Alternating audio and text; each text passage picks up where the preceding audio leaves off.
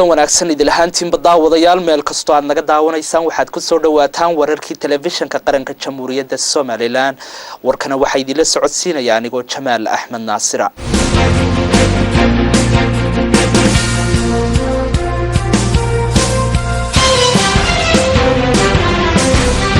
kalfadhigani golaha wakiilada Soomaaliland oo shir gudoominaya gudoomiyaha golaha wakiilada Cabdiraxmaan Maxamed Cabdilaahi Cirro ay hareer fadhiyaan shir gudoonka golaha wakiilada gudoomiye ku-xigeenka iyo gudoomiye ku-xigeenka labaad kalfadhigana gudida gaarka ah ee loo saaray warbixinta xeerka hay'adda la dagaalanka HIV/AIDS ay ka warbixiyeen xeerka hay'adaasi xildhibaan Ibrahim Caraale Cabdi oo kamid ah gudida xildhibaanada loo saaray ka soo tala bixinta xeerkan iyo hay'adda la dagaalanka HIV/AIDS ayaa si qoto dheer uga waramay xeerkan iyo muhiimadda uu leeyahay qarankani hay'adana ay hadda si ballaaran dalka oo dhan uga shaqeyso waxa kale oo taabtay in xeerkani ay wax ka bedel iyo kaabis ku sameeyeen gudidani isagoo ka hadlayna waxa hadaladiisii kamid ahaa xeerkan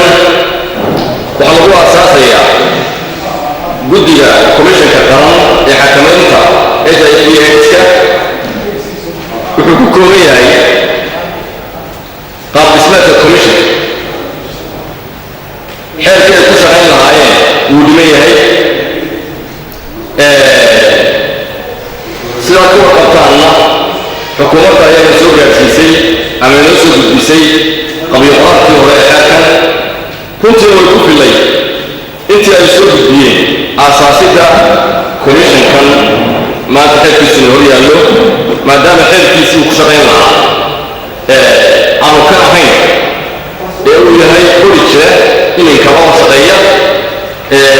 muhiimadiisana leh ay u baahan tahay golaha in la sharciyeeyo runtii intii xukuumaddu soo gudbisay aad bay ugu filay haddana way ku qoftay guddi ku shaqo lahayd baa soo eegtay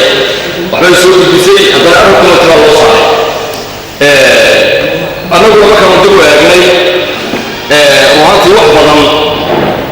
kamaanaan bedelin wasiirka wasaaradda duulista iyo hawada Jamhuuriyadda Soomaaliland ayaa kulan la yeeshay ECAO oo dalka socdaal ku jooga sida warkan inoogu hayo wariye Xamse Cali Bulbul wasaaradda duulista hawada Soomaaliland iyo hay'adda ECAO wafti ka socday waxay kulan maanta ku yeesheen magaalada Hargeysa waftigaasi maalmihii ugu dambeeyay waxay booqasho ku tageen garoomada diyaaradaha magaalooyinka Hargeysa iyo Berbera iyagoo qiimeyn ku sameeyay xaaladaha garoomada ku yaala magaalooyinka Berbera iyo Hargeysa wasiirka wasaaradda duulista hawada Soomaaliland oo kulan maanta kula yeeshay waftigaasi waxa uu sheegay waftigaasi inay u gudbiyeen waraaq ay xukuumadda Soomaaliland soo saartay iyadoo ay ka wakiiltay wasaaradda duulista hawada Soomaaliland waxa uu sheegay inay ugu baaqeen qaramada midoobay siiba ECAO inay tixgeliso hawada Soomaaliland oo iyada hawadeeda Soomaaliland gooni loogu dhigo oo iyada ay maamulato sidoo kale wasiirka duulista hawada Soomaaliland waxa uu sheegay in Soomaaliland awood ay u leedahay in iyadu ay kantaroosho hawadeeda isagoo kulankii ay maanta la yeesheen hay'adda ECAO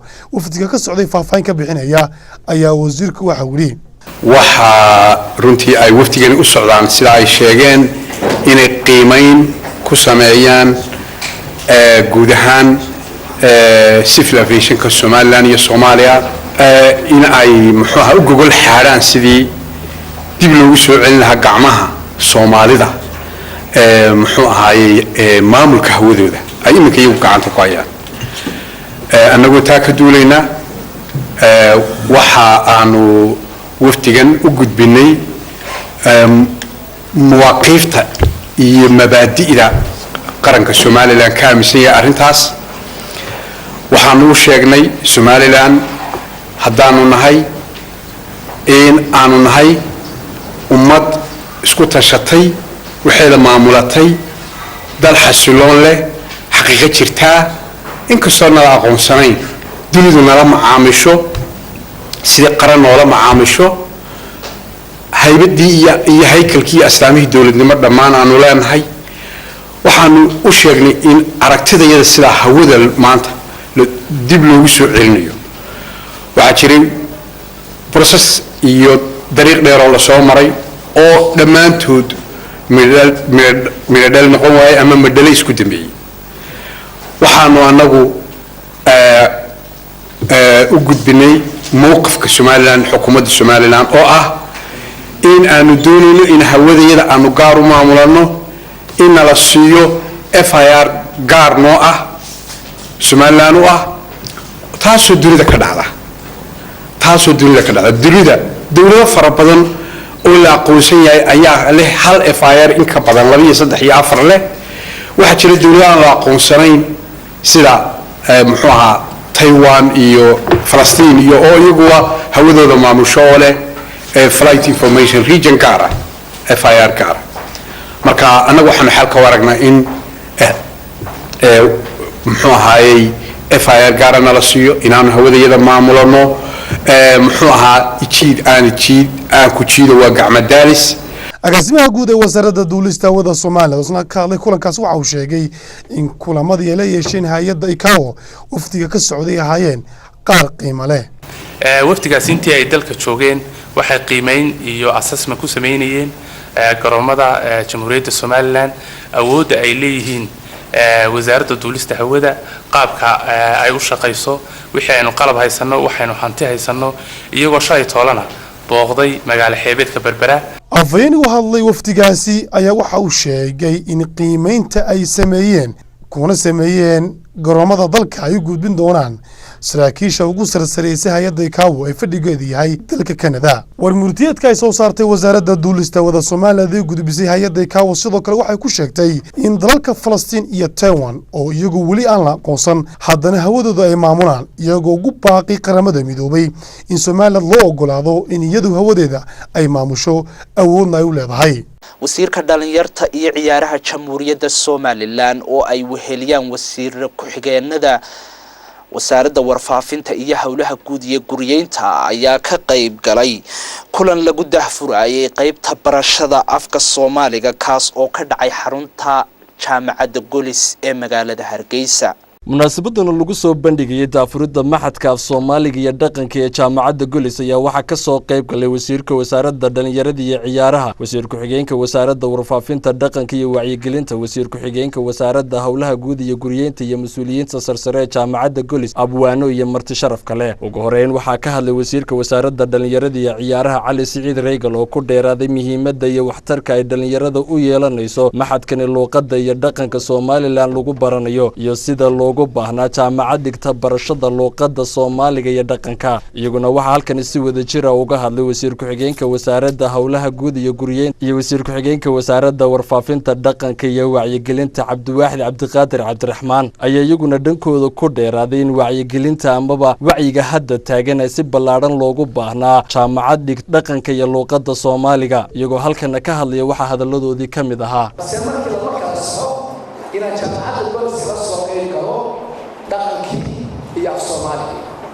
وأنا يلا فرحان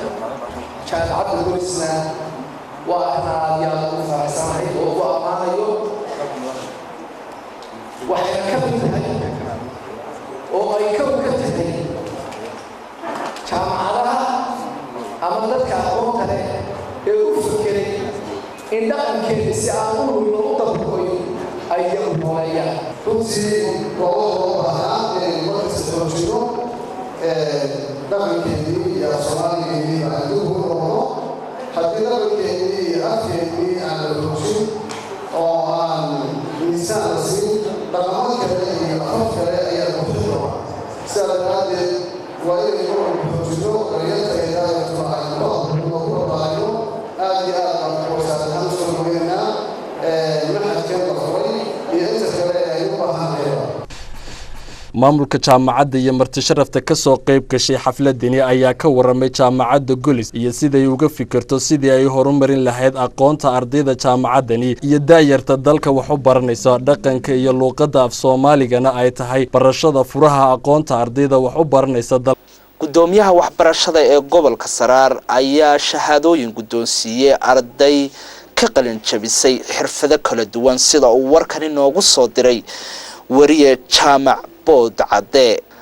guddoonka waxbarashada ee gobolka Saraar Jaamac Muuse Faarax iyo mas'uuliyiin kale oo door ah ayaa maanta ka qayb galay munaasabad shahaadooyin lagu guddoonsiinayay arday ka qalin jabisay dugsiga farsamada gacanta ee Falag ee ku yaala gudaha magaalada Caynaba. munaasabadan oo ahayd mid si weyn loo soo agaasimay isla markaasina ay ka soo qayb galeen mas'uuliyiinta maamulka heer gobol iyo heer degmo ee gobolka Saraar, maamulka dugsigaasi, macallimiinta iyo ardayda kala duwan ee maanta ka qalin jabinaysa dugsigaasi farsamada gacanta ee Falag. waxaana munaasabadan ugu horeynba ka hadlay maamulaha dugsigaasi farsamada gacanta ee magaalada Caynaba Marwa Aamina Aadan Nuur iyo xubno ka mid ah macallimiinta kala duwan ee wax ka bara dugsigaasi, kuwaas oo ka xog waramay qaybaha kala duwan ee ka kooban yihiin ardayda maanta ka qalin jabinaysa dugsigan iyo waxyaabaha ay halkan ardayda ugu dhigaan.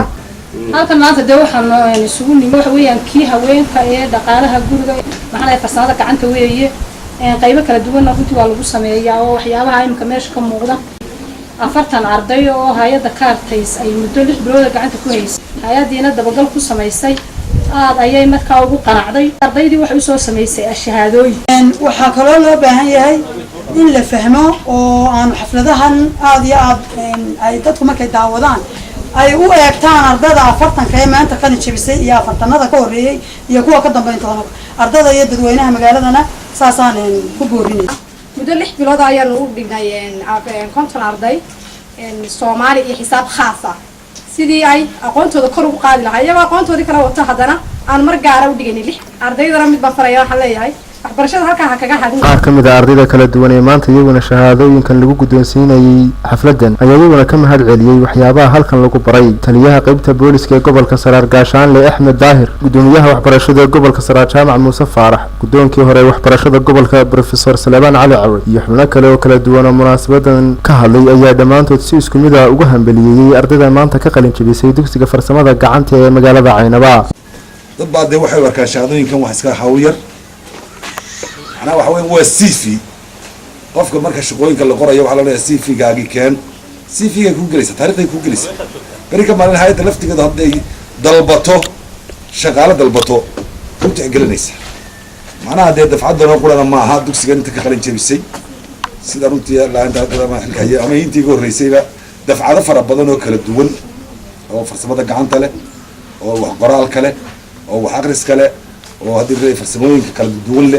ayaa ka qalin jabiyay dugsiga farsamada gacanta ee Falag ku yaala gudaha magaalada Caynaba ayaa ahmed sanadkiiba ay ka qalin jabiyaan arday aad u tiro badan kuwaasi oo barta qaybaha kala duwan ee farsamada gacanta, waxayna badankoodu ku shaqo tagaan farsamadaasi ay barteen, kuwaasi oo ku maareeya nolol maalmeedkooda. Jaamac Boodacde, TV-ga qaranka Soomaaliland, Caynaba. kulan dib loogu eegayay waxqabadka wasaaradda caafimaadka ee gobolka Maroodijeex ee 3 biloodkii la soo dhaafay ayaa lagu qabtay magaalada Hargeysa. kulan hawleed ku saabsan dib u eegista waxqabadka 3 biloodkii tagay ee wasaaradda caafimaadka ee gobolka Maroodijeex ayaa lagu qabtay magaalada Hargeysa, waxaana kulankan ka soo qayb galay madaxda iyo mas'uuliyiinta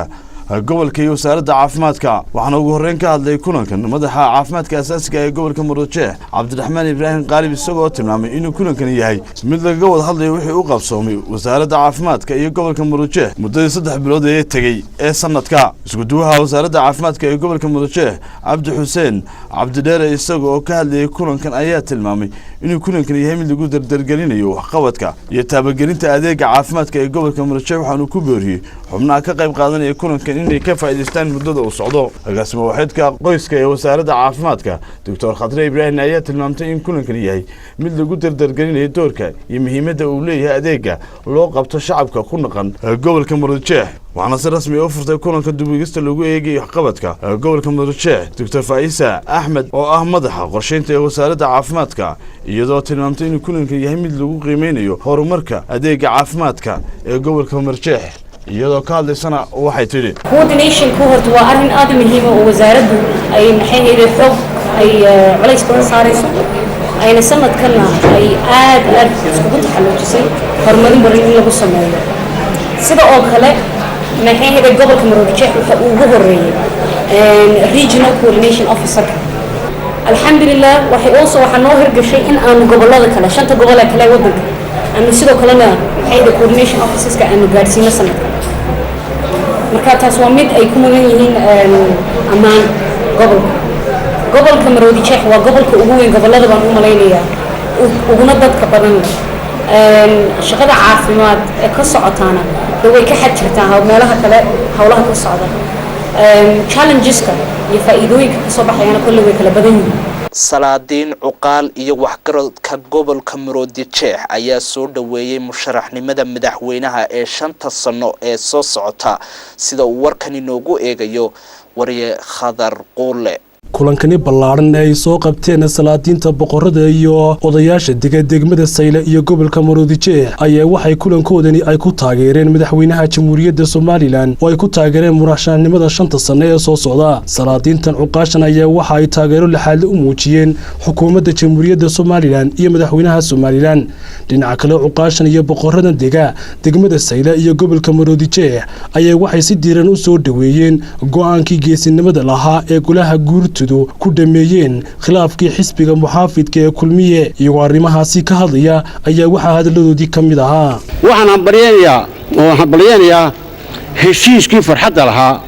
aleela karbaan heshiiskii farxadda lahaa shalay dhacay aad iyo aad baan u hambaleynayaa. waxaan baryeenayaa maxaan ku madaxweynaha Soomaaliya Axmed Maxamed Maxamuud Siraayo iyo Muuse Biixi Cabdi geesinimada waan ku labadoodaba.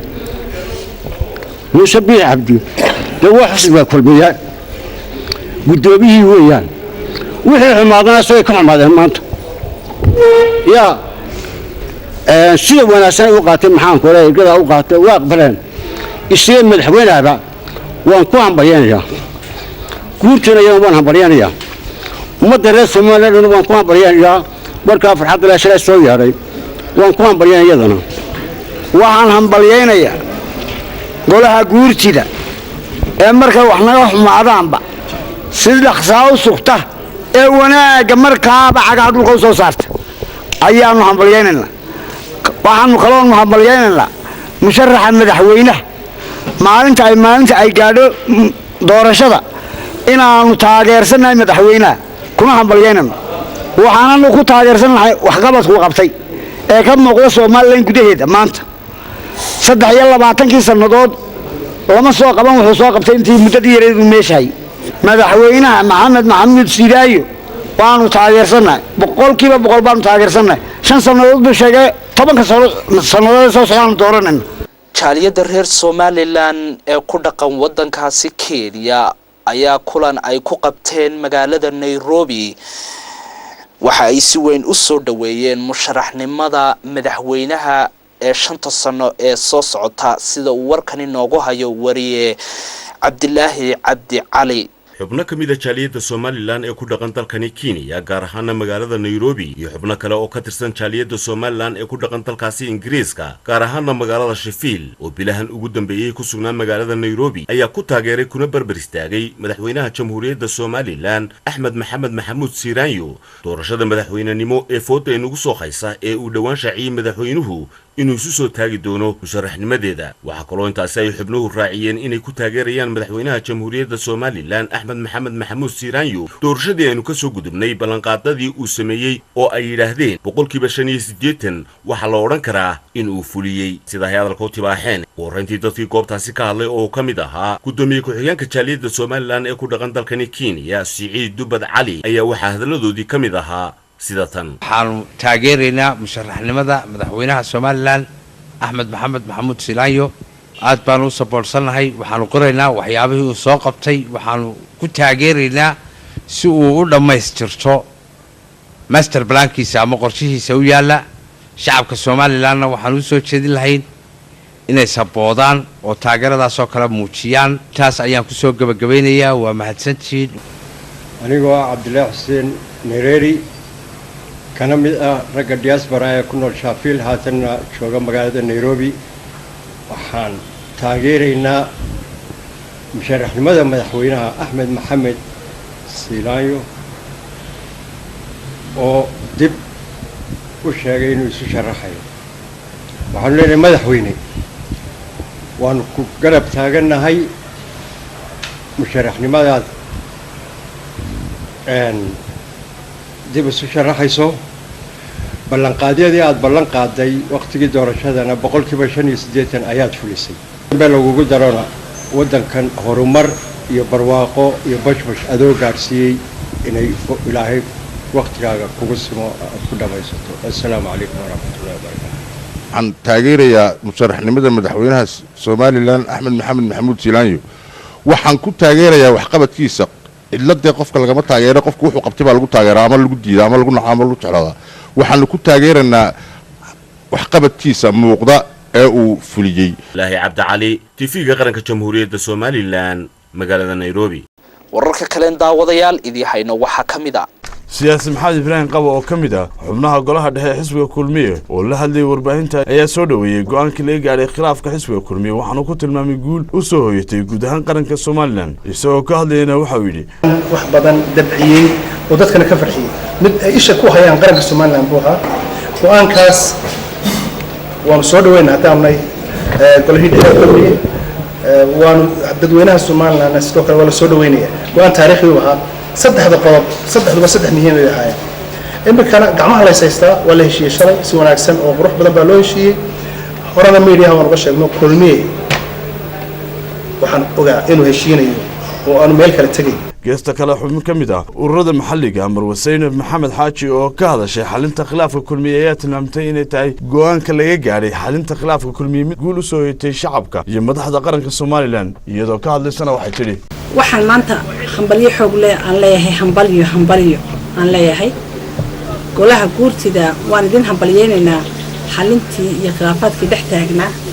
xukuumadda xisbiga kulmiye waxaan kale oo hambalyo u dirayaa madaxweynaha miyirka iyo maskaxda ku darsaday in loo garnaqo isaga iyo saraakiishii xisbigiisa taasi waxay noqotay wax la yaabo oo isagu noqotay dalka waxaan kaloo hambalyeynayaa mudana Muuse Biixi maadaama uu ogolaaday in dalka iyo dadka uu uga tanaasulo wax badan ninka ragga hadaan tanaasulin maaha inuu tanaasulaa waa muhiim marka horena idinka ayaa halka soo gaarsiiyay kulmiye idinka soo gaarsiiyay dalka iyo xukuumadda halka ina marka idinku aad wixii geedkii aad beerteen mirihiisii aad diidaan in la cuno oo la gurto oo ay ummaddu gurato ee taasi dhibaato ay nagu noqon lahayd laakiin maanta maadaama isku raacdeen geedka abuurteen mirihiisii in la cuno oo la hoos fadhiisto oo la harsado alxamdulillah rabbil caalamiin wararka naga soo gaaraya gobolada iyo degmooyinka dalka ayaa waxa ku jira shacbiga kala duwan ee ku dhaqan magaalada Caynab ee xarunta gobolka Saraar iyo Sinugu iyo Miisaan bale u soo dhaweeyay go'aamadii dhexdhexaadinta ahaa ee shalayto golaha guurtida Jamhuuriyadda Soomaaliland ay ku soo dhameeyeen khilaafkii u dhaxeeyay xisbiga talada dalka ee kulmiye waxaana kulan ballaaran oo soo qaban qaabiyay maayirka magaalada Caynab lagu qabtay hoolka shirarka dawladda hoose ee magaalada Caynab kulankan ayaa waxaa ka soo qayb galay maamulka heer gobol heer degmo mas'uuliyiinta ururka haweenka qaranka ee gobolka Saraar dhalinyaro aqoon-yahan iyo dadweyne kale oo tiro badan ayna dhammaantood si isku mid ah ay u taageereen go'aamadaasi dhexdhexaadinta ay shalayto soo saareen golaha guurtidu iyagoo sidoo kalena mar kale cadeeyay inay garab taagan yihiin musharaxnimada madaxweynaha Soomaaliland ee mar labaad uu soo taagay tartanka doorashooyinka soo socda maanta waxa weeyaan taageeradii ballaarnayd aynu meelaha TV-ga iyo dhawaaqyada ka maqlinay ee golaha guurtidu ay gaareen ku saabsanaa khilaafkii xisbiga kulmiye ruuxantii muddadana aynu ku maqlinay ayaa guushii runtii ballaarnayd ee taariikh ahayd ee laga gaadhay heshiiskaas madaxweynaha jamhuuriyadda Soomaaliland Axmed Maxamed Maxamuud Silaanyo musharaxnimadiisa waanu taageersanahay qofkii wax qabanaya waa madaxweyne wax qabadka weeye waxaan leenahay maalin baa warbaa dhaawiya bay Soomaalidu ku maamaadaa maanta Silaanyo xusbiga ku fadhiya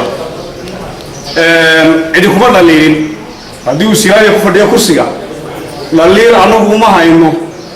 siyaasiyiinta kale xusbiyada mucaaradka hadday yihiin iyo hadday kulmiye dhexdeeda yihiin waxaanu leenahay waxay iska sugtaan waqtigiina haddii ilahay ka dhigo intaad haysatidii noo hay baan leenahay noo hay iyadoo xukuumaddiisa golihiisa wasiiraduna firfircoon yihiin wasiirada deegaanka waxay weyn bay ka qabteen nabadgelyada gobolka iyo deegaankaba iyagana waa salaamaya runtii wax kastaba way isqabtaan labada hooyadooda dhashada wax yar isku qabta marka kii oo afjaray oo aynu ku rajo weynayn in sidaa u dhammaaday loo soo afjarayo markaynu aanu sii dheeraanayn golaha guurtida oo ka hawl gashay aad iyo aad baan u mahadcelinayaa aad iyo aadna waan u soo dhawaynayaa sidaa ay uga hawl galeen إلهي صبوانا ومسوكي قرنو سيلاي بقوانا ومسوكي قرنو صغير يا كبير صغير يا كبير ما أنت القوس ما بلغت القوس عبدنا وش وعدك شركة حفلة المحتوى حلوقة والله إلى النظام بليينو كله جورت دي شيء قبضي كرم حسبك كلية وعكلوا إنه كان إسكا حسوسين إنه شو شيء إنه intii madaxweynaha dalka jooga haddeena talada haya haddaanu faa'iido mooyaane khasaarada keenin ilaa ictiraafkii marayo oo calankeennii inuu harsan yahay in la geeyo jamciyadda qurumaha ka dhaxayso in maanta iyadaan qolo lagu dooranayn oo qabyaalad lagu dooranayn oo cidka wax kale aan lagu dooranayn maanta aynu dooranno soo dhammaanteen haddaynu nahay dadkaaynu ku dhaqan gobolka Saraar diyaaruma nihin Jaamac Boodacde TV-ga qaranka Somaliland Aynaba daawadayaal intaasna waxaa nagaga idil war wixii aanu dalka gudihiisa iyo dibadiisaba aanu idinka haynay warkan iyo warar kale oo faahfaahsanba waxaad ku daawan doontaan baahimahayaga dambe ee soo socda intaas ka horeysa waxaan idinkaga tagayaa salaanta islaamka assalaamu calaykum waraxmatullaahi tacaala wa barakaatuh